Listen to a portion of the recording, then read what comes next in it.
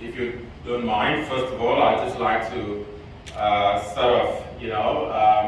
acknowledge the work that you are doing at IOC, Francesca, and your entire team. The government of Tanzania and other regional partners who are all working so hard to be able to put this together.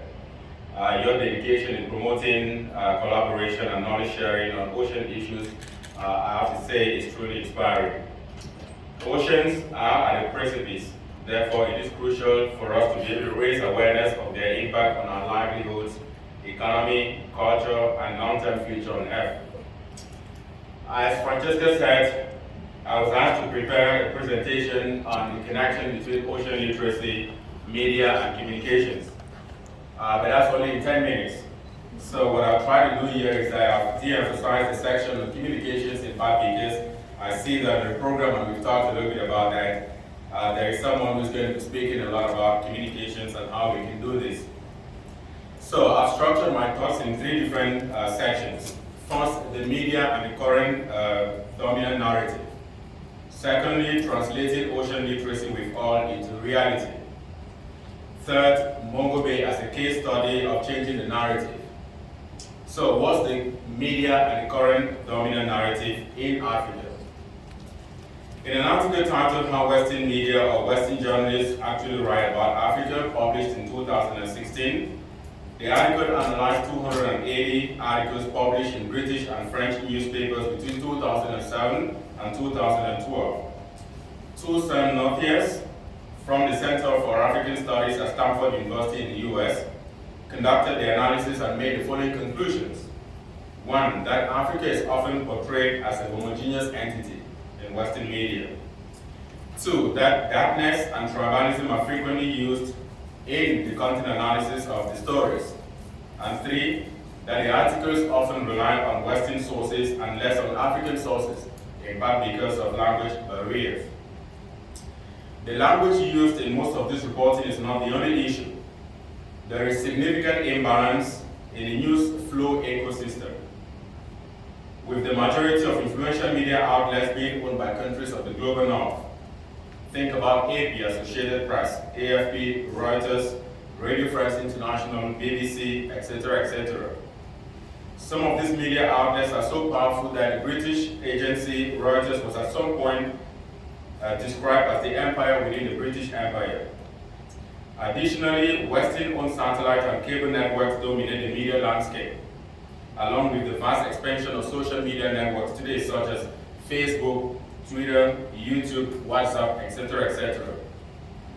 While I agree that it would be unfair to generalize news coverage of Africa based on a single study, relying solely on anecdotes could also lead to the same conclusion. For instance, the Nigerian music and film industry has gained global recognition in the last decade, but such positive developments hardly make it into the news. They are often overshadowed by negative news.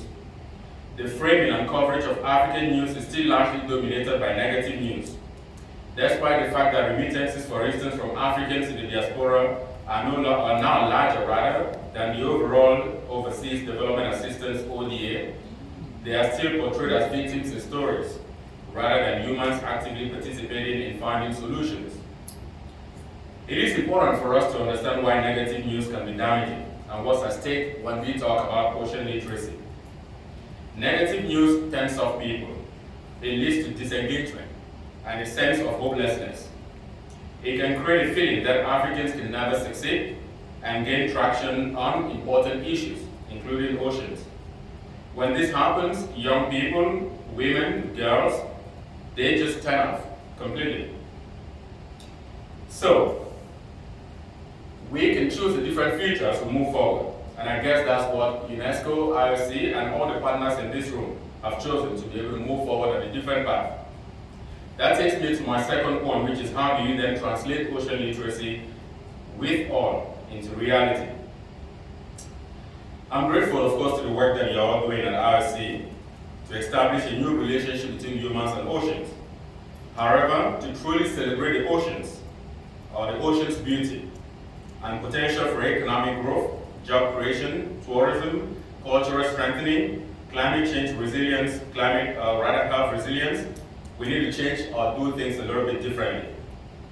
I understand that there have been discussions about making this an inclusive process, an equitable process, and to ensure that we reach out to marginalized groups and indigenous perspectives are also included in the discussion, which is great.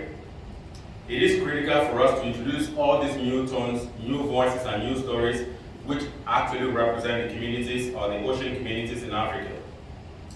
While it might be inconveniencing for the IRC and maybe the partners who are in this room, particularly the Subcommission for Africa, but it is always important for us to be able to question our theory of change for ocean literacy programs in Africa, to avoid perpetuating narratives that do not necessarily reflect the continent. I acknowledge that it is not easy to make these changes.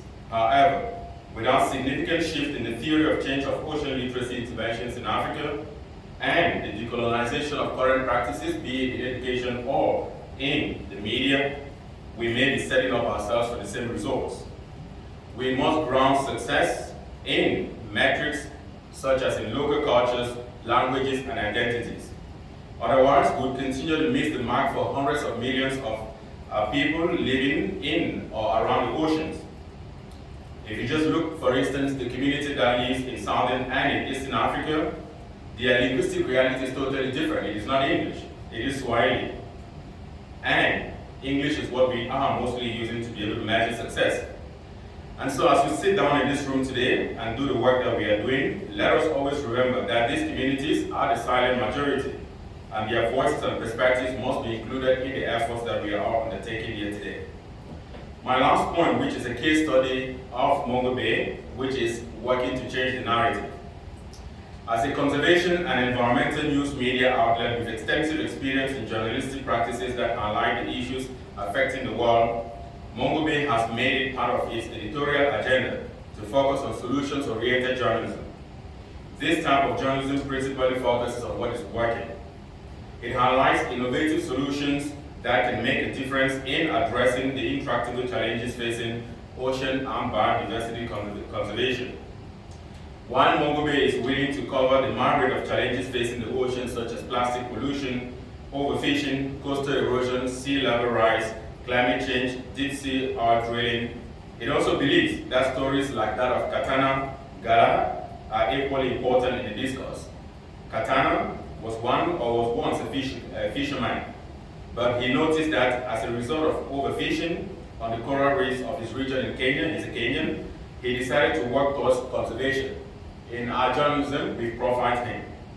Stories like his inspired other young people in his communities to stay there and do the same.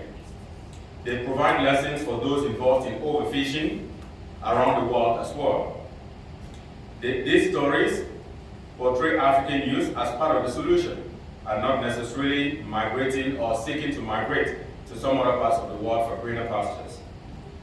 As someone who joined Mungo Bay in September 2023 with the goal of stepping up conservation and coverage in Africa, positive vibes and stories of resilient folks like Katana will be part of our work going forward. Let me use this opportunity, of course, to thank the government of Sweden on behalf of the management of Mungo Bay for the support that you've been providing to our coverage. My conclusion: although raising more and more stories about Katana can immediately change the dominant narrative and the messaging in the news flow, we believe that by building a broad coalition such as the one that UNESCO IRC is attempting to create here, will foster a different kind of literacy and engagement about ocean and its blue economy issues. This can help us realize the wealth creation and the prosperity opportunities that this issue presents to the African ocean community. I thank you for listening. Thank you.